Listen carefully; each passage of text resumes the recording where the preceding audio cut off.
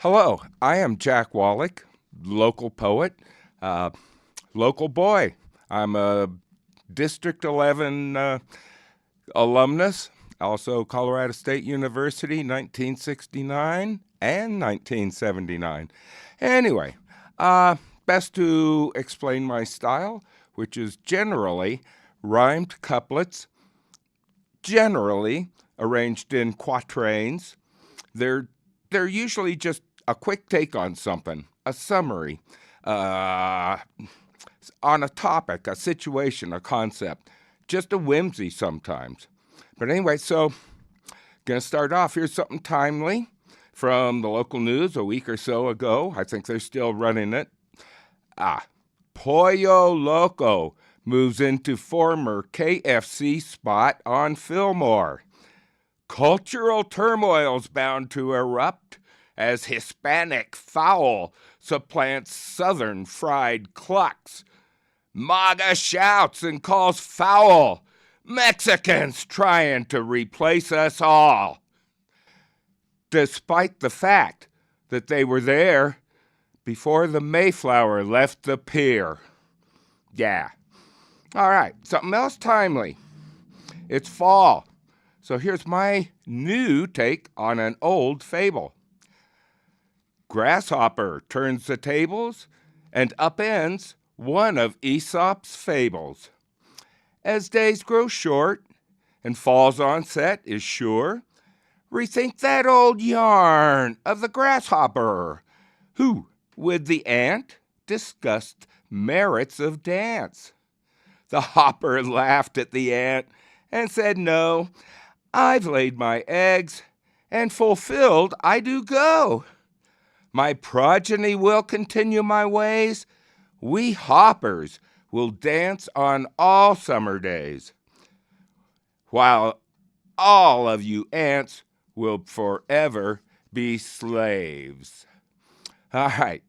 And now a couple of my takes on mortality following the grasshopper's philosophical treatise. Mortal, I reject the term. Of ageless stardust am I born, and to which I shall return. Created from the empty void, with all that is, I share this voyage. And another take, 10. 10, the scriptures tell, is how long on earth we dwell. Not only that, the scriptures said, past 40, you're glad when dead. It's from Psalm 90. Check it out. And as somebody walking that precarious path between 70 and 80, I think I could have written those lines myself. Moving on. I live in an older part of town, so lots of shade and greenery. This is urban oases. There are oases all over town where birds and beasts can settle down. Plants and trees bring bugs and bees in keeping with nature's proclivities. In some quiet, peaceful retreat, they all find water and things to eat. Elsewhere, in chemically treated lawn, nature struggles to get along. All right, I'm going to dip into an interesting experience. I was drafted after college and ended up in the infantry. Got in and out okay. This is about the other guy in Vietnam. I went in clean, got out clean. It must be grace delivered me. I never had to shoot a man. It never came to me or him. But I forgot that other man. My doppelganger from back then also came home clean from war. We never met in battle's roar. It never came to me or him. Like me, he never had to do the sorts of things that torture you for years to come, your whole life through. I now see that grace was doubled. He also lives a life untroubled. Yeah, so now I'm going to run into a little bit of storytelling here. An incident that took place while I was in Vietnam. This is called The Lieutenant and His Shower. My buddy Corona was sick. Sure, we always had the shits or something, not to mention all the weird spots and patches on your skin. Oh yeah, the feet. All that funky paddy water did him a real number. But this seemed different. He wasn't a whiner. He was having chills. He just couldn't get warm. We were grunts, but had been sent to the rear because our hearing had gone bad from the loud noises that are parcel of infantry life.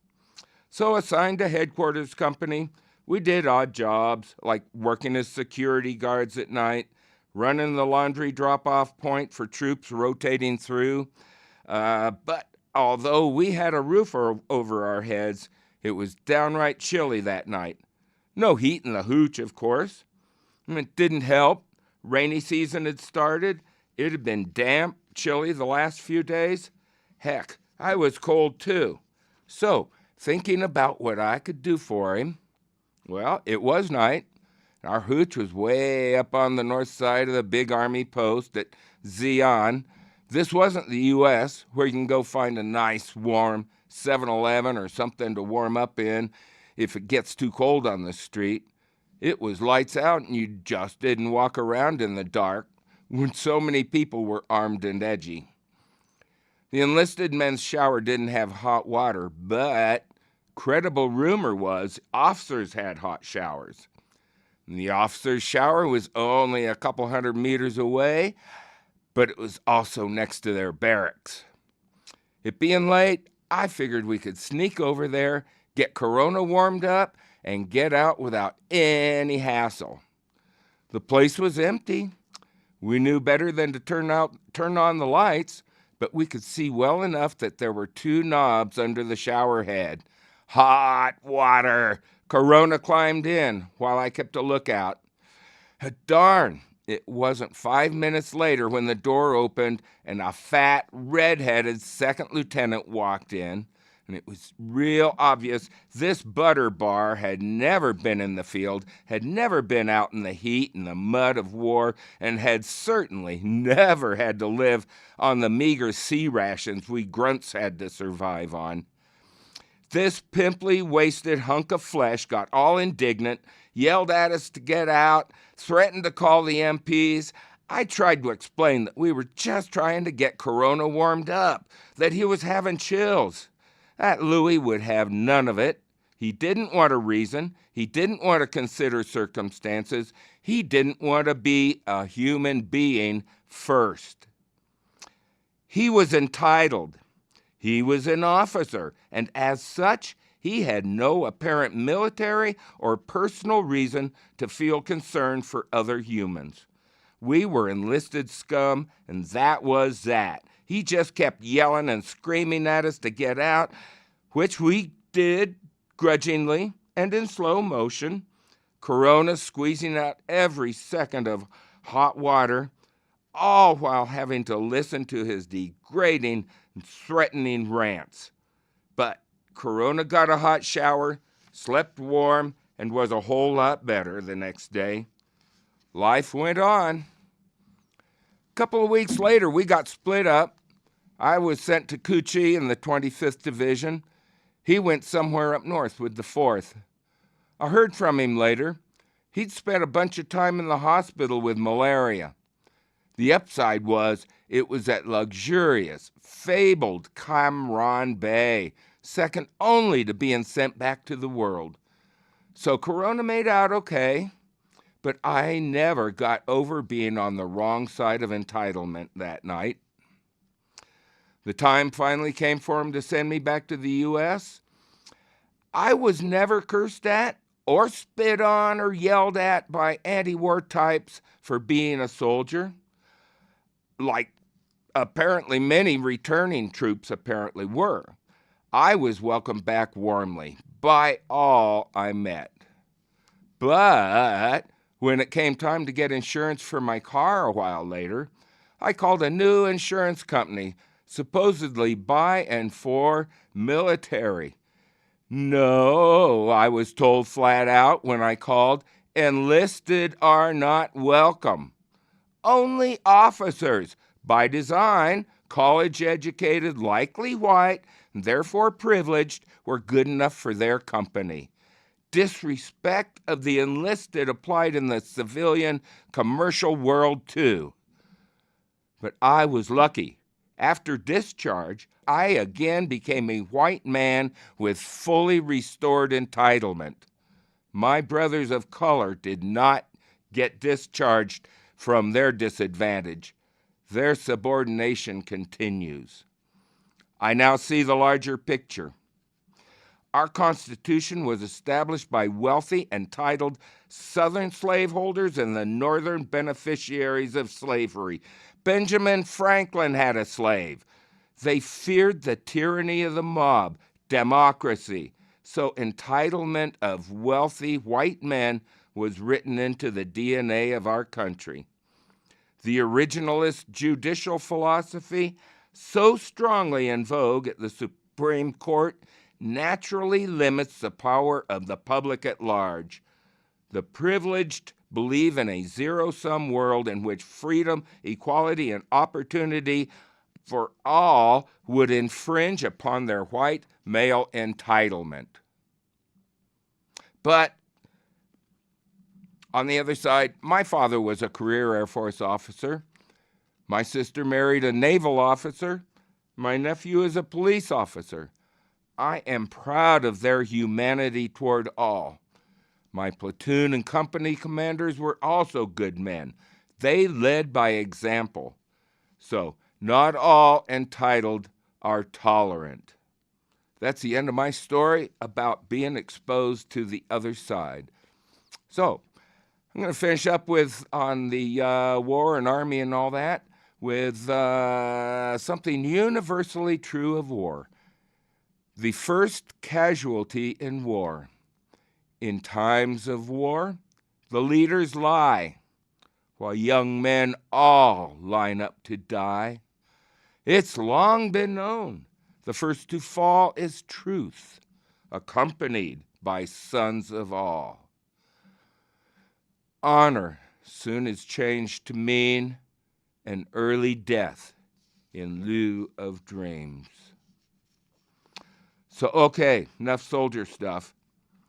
2 years in the Army influenced me in many ways, but it does not define me like a lot of other folks. So, moving along. Here are some other topics I've visited in verse. Oxford English Dictionary. How do you know what any name means, or whether it's just a string of phonemes? The OED is known to examine the circumstances under which it happened. Quick and dirty, that's what most of them are. Ha! Okay, minority stakeholders.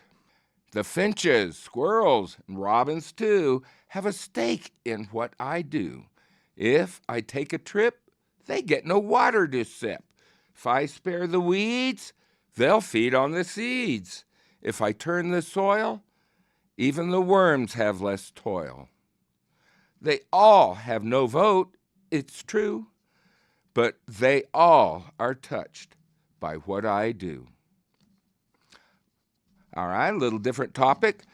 Greek Dionysus and Roman Bacchus make this guy get boozy and raucous. Along with Ninkasi of Babylon, they cause this guy to Babylon. Given more time in their company, this poor guy ends up stumbling. Okay, relentless time. Not always friendly, not always kind, but I do my best and say I'm just fine. Though I could go on with this rhyme, it'd be a waste of your ears and my waning time. So, okay. Yeah, I ran out of a last line there. Kind of cheated. A little preachiness here. Standing before Peter at the gate, that's not what decides your fate. It was when you selfishly chose to follow hypocrites and those who deny the weak and poor so that you could always have more. All right, nature and physics and stuff. Green plants. Green light, they all refuse, thus reflecting their verdant hues. Rays of either blue or red, those are the ones by which they're fed, because photons of those very quanta are the wavelengths that they want. Though C and O are bound up tight, magnesium in that light persuades them to release each other, grist for enzymes making sugar. Okay, a little bit of nerdiness here again. Perfluoropostulate. I would like to postulate that rising ills we've seen of late come from gastronomic uptake of compounds nature never makes. PFAS in our water and food do the opposite of good. Research shows they disagree with our internal chemistry.